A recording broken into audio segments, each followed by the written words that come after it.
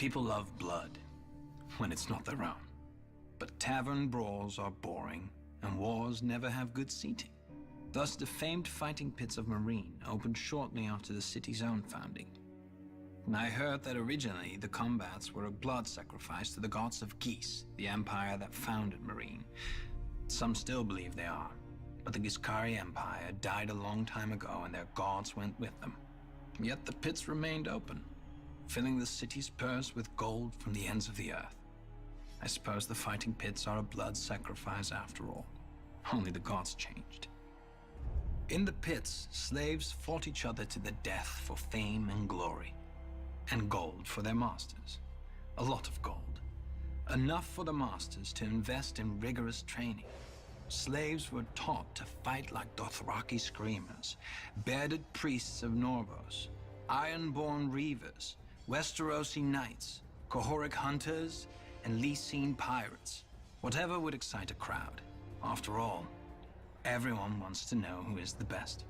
And, of course, who isn't. For the crowds don't come only to see men fight well. I've seen the masters release tigers, lions, and other exotic beasts into the arena to chase less costly slaves, barely trained, if at all. A whore once told me of an amusement in one of the less prestigious pits. One boy was rolled in honey, one in blood, and one in rotting fish. And then a bear was unleashed, and the crowd wagered on which boy the bear would eat first. I never heard who won. But then again, it was obvious. The masters. Did such stories worry me? Of course not.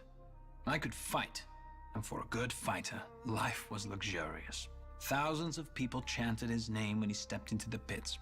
He would eat the choicest meats, drink the finest wines, and sleep on exotic furs. Often not alone. Women would fling themselves at him or sneak into his chambers to wait for him after a fight. Foreign princesses, priestesses, and even the wives and wayward daughters of masters. He never had to fear punishment.